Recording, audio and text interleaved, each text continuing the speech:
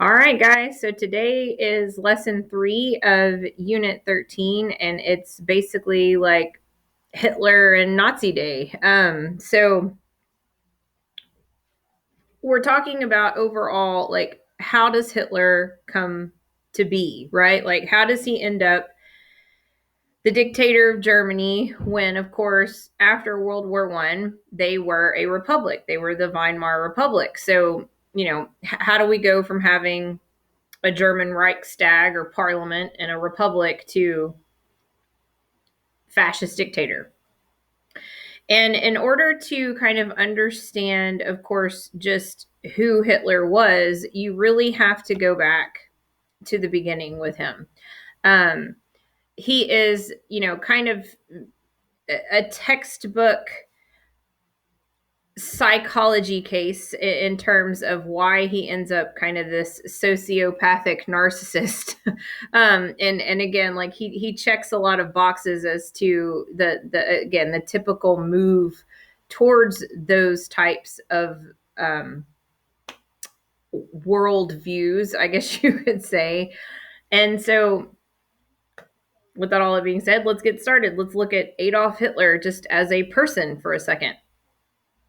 So he's born in Austria. So that's always, for students who maybe haven't studied World War II much or, looked into it much, that's always a big shock, right? Like, wait a minute, I thought he was German.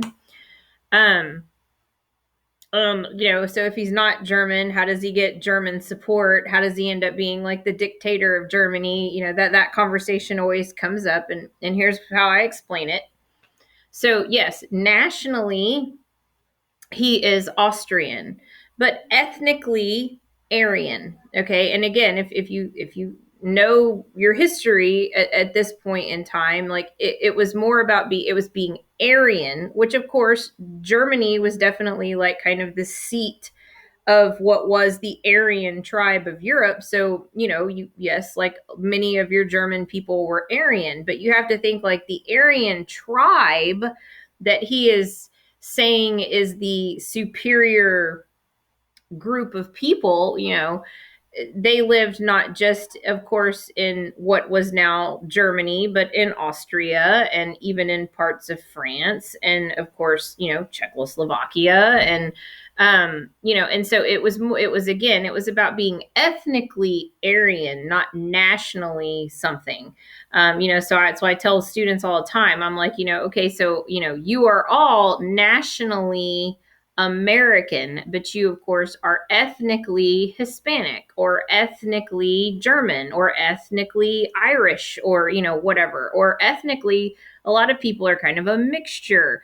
So, just kind of that's how that operates. But again, he's born in Austria, and you'll see the oversimplified videos are, they're kind of funny, but they're also very informative. So if you want to get a good laugh while also getting a good amount of information, then you should watch them. And as always, I embed the videos for a reason. It helps kind of drive home information that I'm giving you guys. But so his parents are cousins, so that should, he's inbred.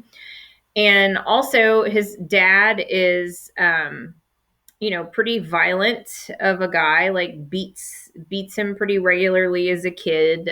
Mom, however, is very, very coddling, so like total opposites when it comes to his parents.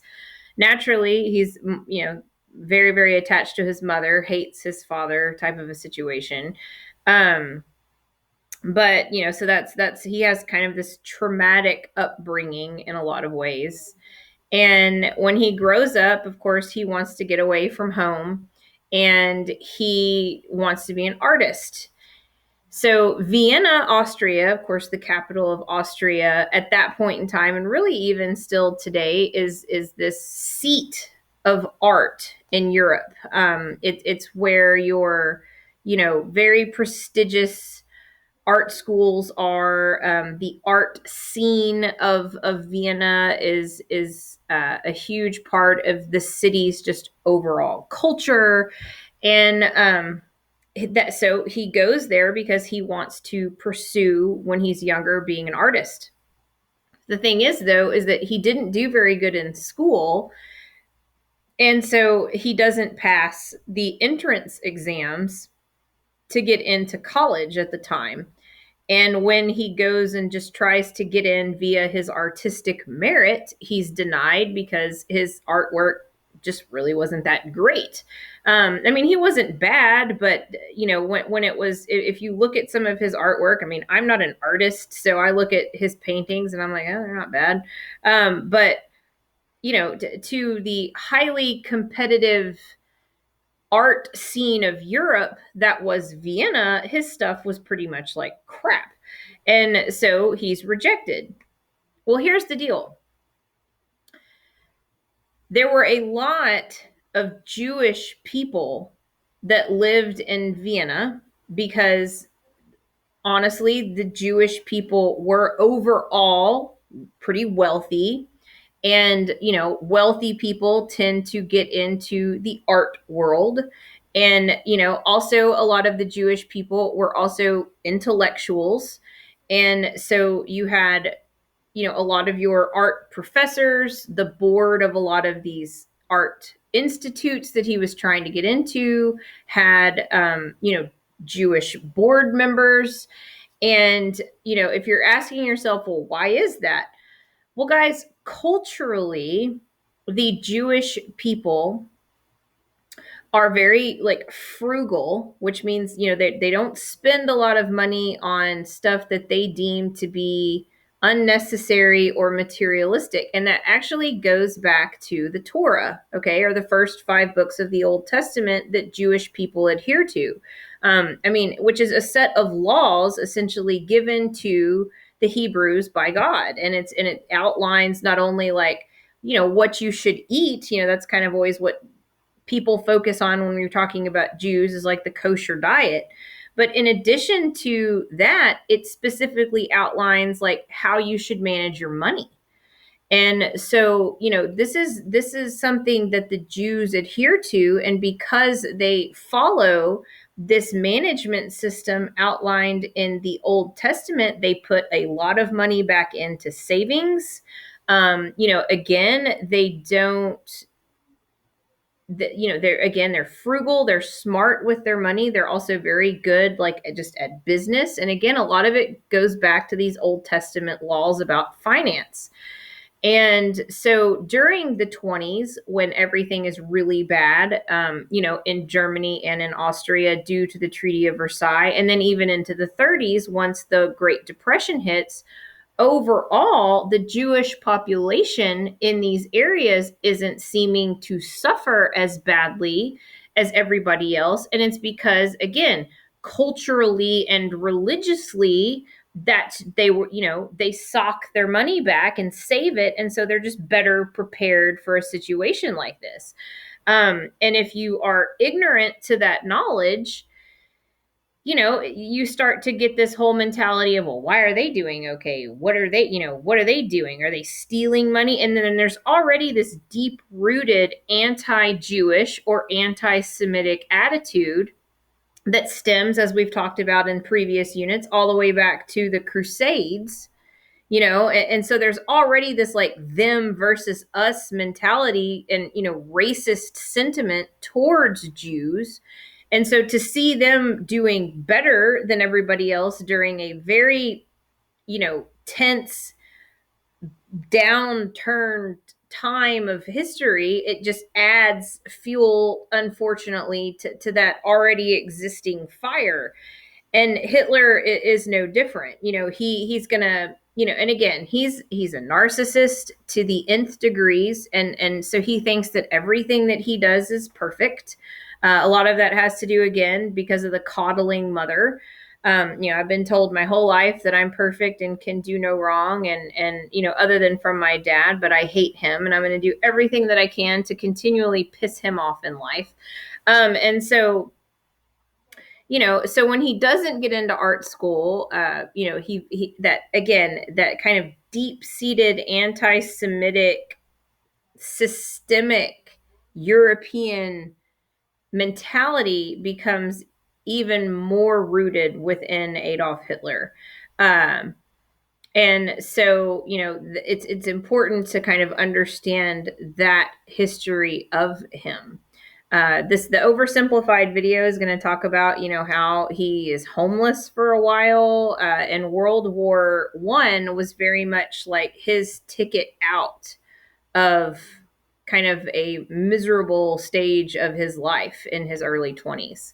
So again, I challenge you to watch it. You'll get a good laugh out of it too from time to time. So the video ends with the end of World War I happening, and of course, and he has moved to Munich at this point, in Germany, and he is frustrated, as all German Austrians are, about the terms, and he starts he continues, he continues to work for the German military as kind of like a political spy. Like, he's going in and trying to infiltrate these communist I'm not sure I understand.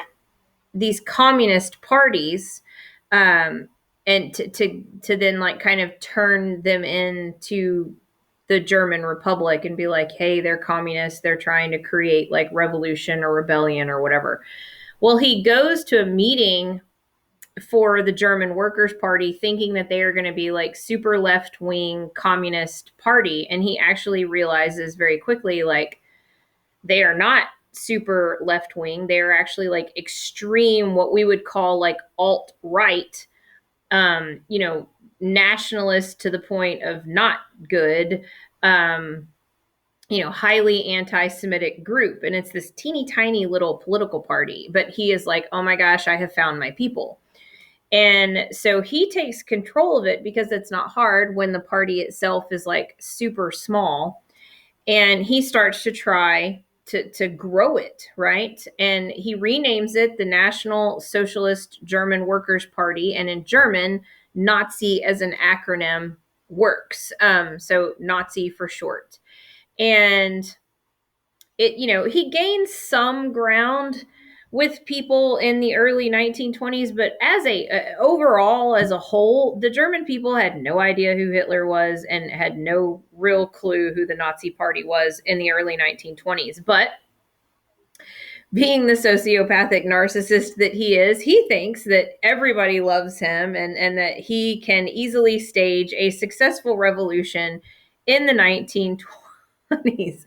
So he's in Munich, and a lot of ways he's so anti-communist. And at this point in time in Germany, you do have the emergence kind of you're either communist or you are pretty hard right winged. I mean, like, there was kind of no in between in Germany at that point in time.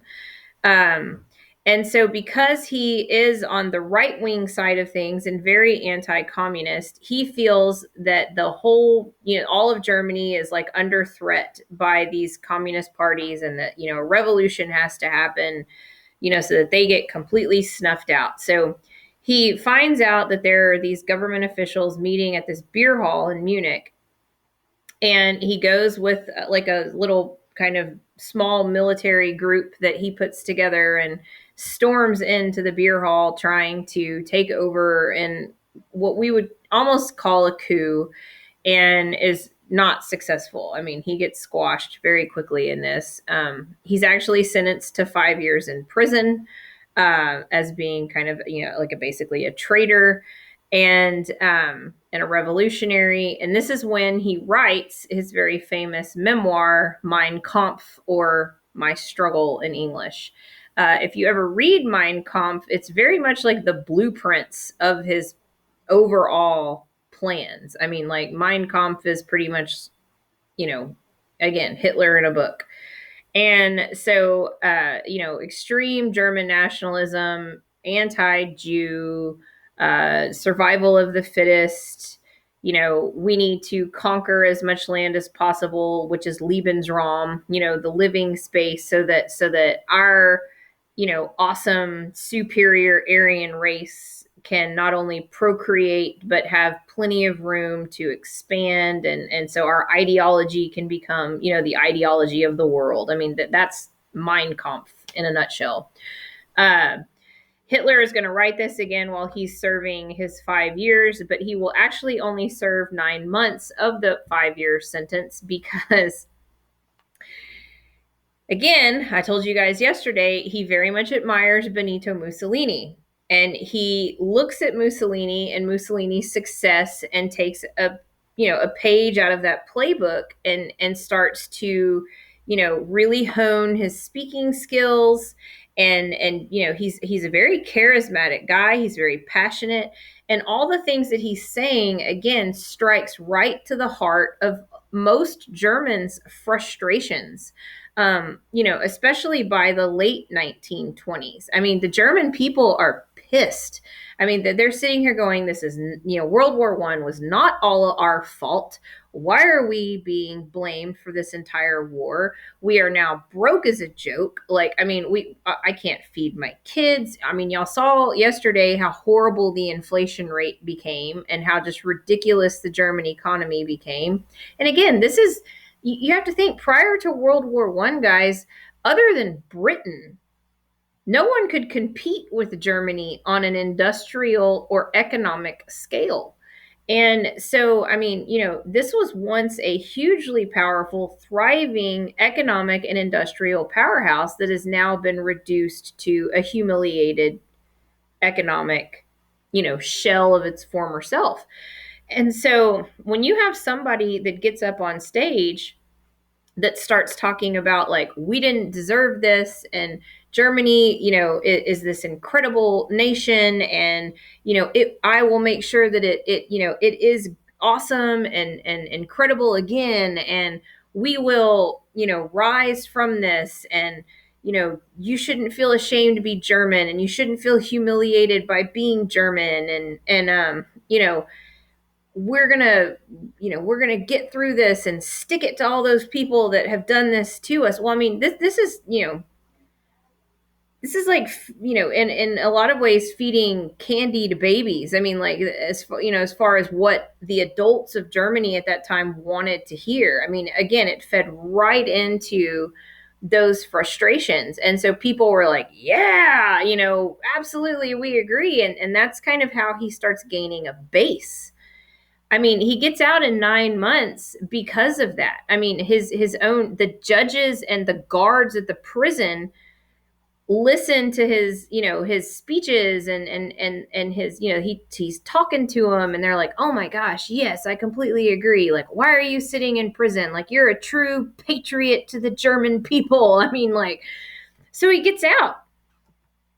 And of course, like, with over the course of the next decade, he starts traveling all around Germany and building the Nazi party by going and standing on his soapbox, figuratively. I mean, but by making these speeches, these passionate, emblazoned, I promise you flowers and unicorns and all the things that you want speeches.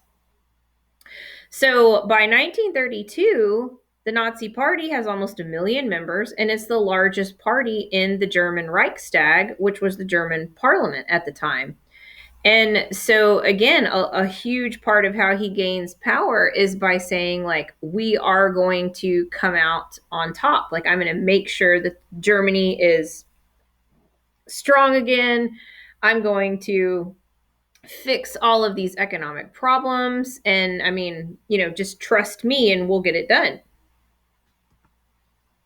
So he runs for president and just kind of barely loses to the very famous World War I General Hindenburg. And Hindenburg realizes, though, very quickly, look at all these people that love Hitler, and, I'm going to have to work with this guy, whether I agree with his ideologies or not, because clearly a huge portion of the German people agree with his ideologies, or else the Nazi Party wouldn't control the Reichstag and I wouldn't have almost lost to the guy. So Hitler, kind of knowing that he's in a position to kind of bargain because of that, says, make me chancellor. You need to make me chancellor of Germany. And Hindenburg, under the pressure of just overall political opinion, agrees. But here's the problem. Chancellors could propose law. And the Nazi Party, of course, controlled the body of the government that approved laws. So in March 1933, the Enabling Act is presented by Hitler and agreed and signed off by the Reichstag because the Nazi Party controlled it at that point. And guys, the Enabling Act is so appropriately named because this is basically Hitler's do whatever you want license. That's what this is. This is what allows him to seize power and become the dictator of Germany that we all know. He does it completely legally. But the Enabling Act says that he can just ignore the Constitution for 4 years.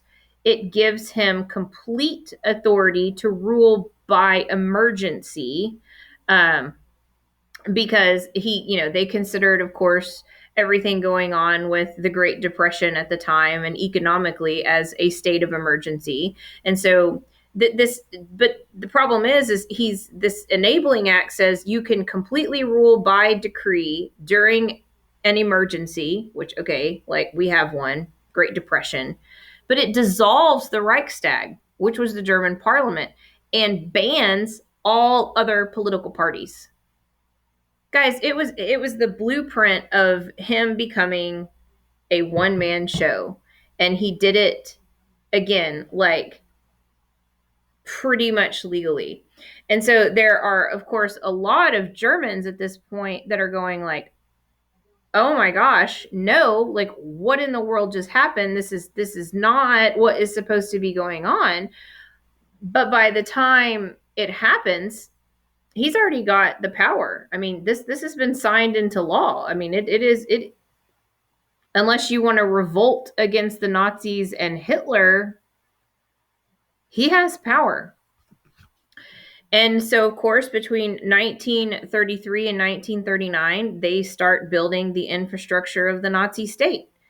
First order of business, build the first concentration camp.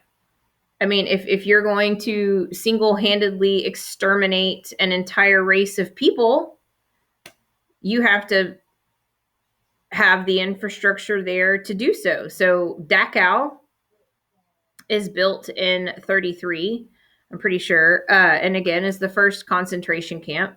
Of course, they'll move on, unfortunately, to build Bergen-Belsen, Auschwitz. The list goes on. And they're even going to have a situation where they kill and purge anybody that speaks out against the Nazi Party. Of course, this is not just Jews. This is Germans, who, again, are not Nazis.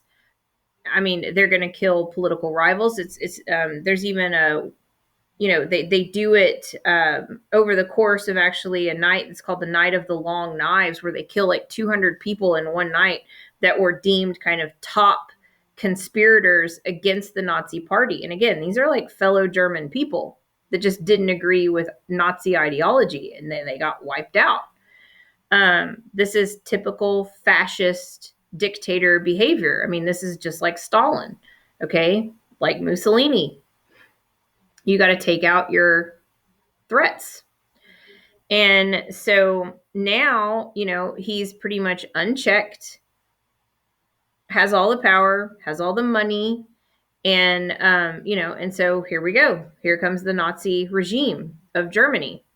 He is also, in order to maintain control through, of course, fear and terror, he will have his SS or his Schutzstaffel enforce his ideology through violence. And the SS, which were originally like his storm detachment, and of course, there's any of you who are Star Wars fans, I mean, you should know, hopefully, that Star Wars is, of course, an analogy to Nazi Germany. I mean, Darth Vader. Vader is father in German, so it's literally dark father.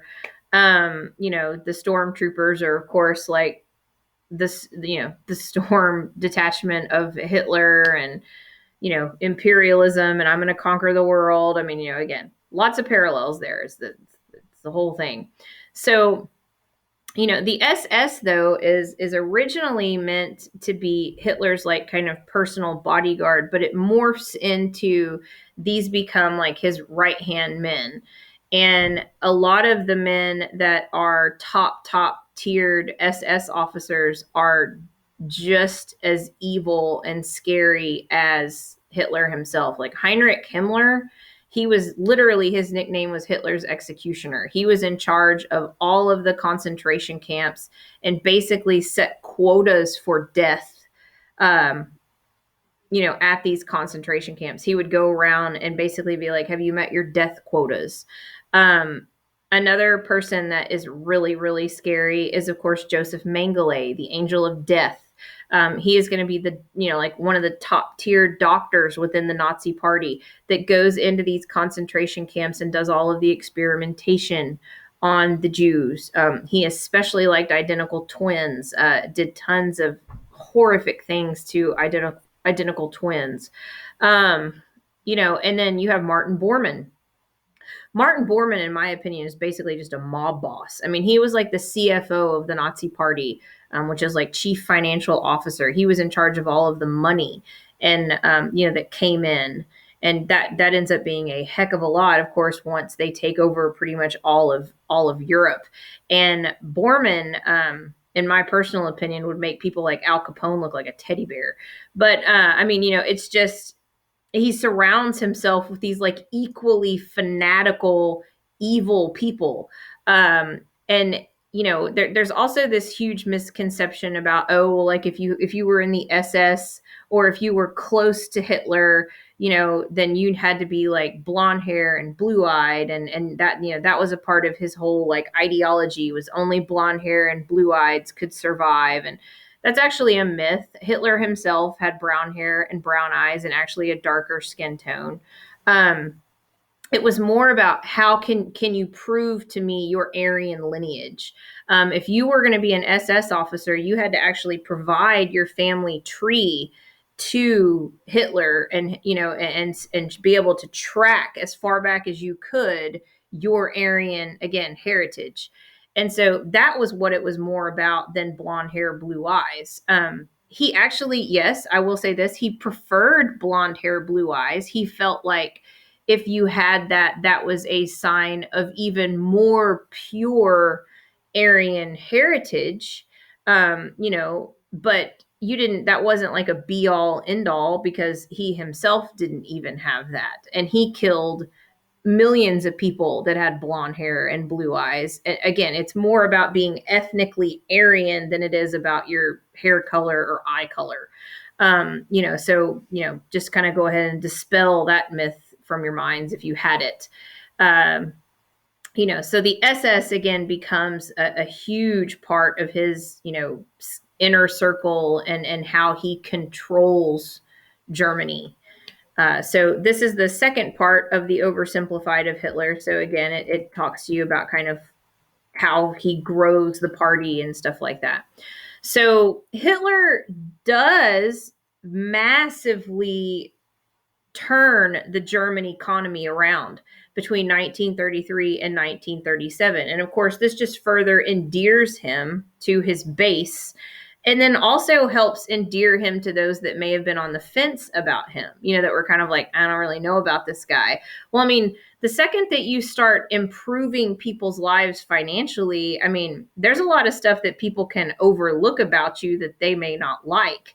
And that's going to be the case with a good amount of the German people at this time, at this transition time between him gaining complete power and then like him taking on the world. That's kind of how he gets a lot of Germans that were on the fence about him on his side. He drops the unemployment rate from 5 million in 1932-33 to less than 500,000 by 1937. How does he do this? He pretty much ignores the Treaty of Versailles. He starts, he starts pretty much ignoring it and being like, I'm not going to listen to any of this, and we're going to do what we can to build our economy back, come hell or high water. And it works. I mean, because again, that was the whole point of the Treaty of Versailles, was to try to oppress Germany to the nth degree. And if you just ignore it, well, then Germany's going to rise from the ashes, just like he said. One of the things about Nazi Germany that will actually end up kind of turning around and biting them in the butt later is this very highly traditional viewpoint on women. They believed women basically were good for one thing and one thing only, and that was being like wives and mothers, and that was pretty much it. And so the Nazi state really didn't allow women to work. It was very much frowned upon. It was pretty much your job is to go home, and especially if you are purely Aryan, it's your job to go home and make babies. And so they even instilled what was known as the Lebensborn program.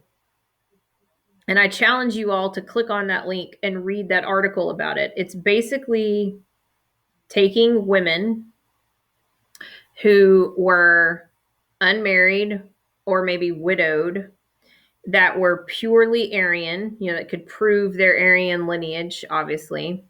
And they would be sent to these kind of like almost resort like facilities, and SS officers and many of these SS officers were actually married, like with their own families. I mean, Himmler is one of them, would go to these resort facilities where these women were, and they would basically breed pure Aryans with these. I mean, these women's, their job was to simply be like vessels for pure Aryan babies. And that's all that it was about. It was literally these facilities and that were like these big compounds of homes and hospitals, and like that's all it was. It was basically like, you have babies with SS officers because they are purely Aryan. We have deemed you to be purely Aryan, and so we need more of these babies so that we can, populate the earth with only the most superior race. So again, like, it's crazy that there of course are babies that are born into the Lebensborn program. And the article interviews some of these people who, of course, after the war are adopted or placed into orphanages because they don't have their fathers were SS officers. And so, it kind of talks about some of them didn't even know that they were Lebensborn until their adopted parents kind of told them later in their life. And it's really interesting. So I challenge you guys to look that up. It's just crazy. I mean, they seriously had an Aryan breeding program. And of course, the heart, unfortunately, of Hitler and the Nazi ideology was this superior race, but also to completely annihilate inferior races. And the top of their list were the Jews. This anti-Semitic hatred of the Jews is going to, of course, fuel the Holocaust. And it started with, and again, he doesn't come out on the stage and like, I'm going to kill 6 million Jews. I mean, I tell students all the time, they're like, I don't understand. Like, how could these Germans like fall in line for this guy? Well, I mean, again, it's a gradual thing that happens. Now, don't get me wrong. Like, it's not like he was some kind of just pacifist type guy, but you have to look at the entire dynamic of Germany at the time, what he was saying, the systemic, honestly, racism towards Jews within Europe at the time that stemmed back all the way to the Crusades again. And so tapping into that wasn't that hard. Turning around and having a mass genocide, I think, was definitely beyond anybody's imagination when they initially supported the guy. And so he starts kind of slow with it, like he deprives them of citizenship. And then, you can't, if you're an Aryan, of course, you can't marry a Jew. Then he starts placing them all into segregated portions of the cities, of course, into the ghettos. Then they have to start wearing, the Star of David, or they have to paint the Star of David on their business, or they have to write Juden, which is, of course, Jew in German, on their business. And of course, it's the whole point is creating a very, very visualized, concrete us versus them mentality. And and so it is now very obvious at that by the late 1930s where he's going with this. By the late 1930s, he is putting, because he's got the infrastructure built, right? He is taking people out of the ghettos by force, of course, placing them on the trains and sending them off to the concentration camps by the late 1930s. And again, but by that point in time, his power is absolutely unchecked in Germany. So, with that being said, on November 9th, 1938, you have a really huge moment take place that kind of marks, in a lot of ways, the beginning of the, just the horrific violence and, again, unchecked authority that will define the Holocaust. It's known as Kristallnacht, or Night of Shattered Glass. And this is going to be a night that, of course, Hitler sanctions himself. And he says, basically, go into the ghettos that we have segregated the Jews into in all of the cities of Germany and do whatever you want. Kill them, rape them, burn the businesses down, burn the synagogues. We don't really care what you do. And you're not going to get in trouble for doing it. It's like, like, have you ever seen the movie like The Purge? That's pretty much what he sanctioned on the night of Kristallnacht. So, I mean, it's just, and so it begins, unfortunately. This is an incredible video of a man who was a young, kind of teenage boy at the time, and of course survived Kristallnacht. And he even talks about wanting to be a member of the Nazi youth, because he thought, oh, that's like kind of what the popular kids are doing. I mean, just again, because he's German. So he's sitting here going like, I don't really understand, like, what did it matter that I was religiously Jewish? Like, I'm German. I mean, like, and so again, like, it's an interesting perspective that he gives. And so again, I challenge you guys to watch it. And we will be talking much more about the Holocaust and stuff like, and then just Hitler and again, the movements towards war, obviously, in the days to come. So we don't get quite through lesson 3 today in class.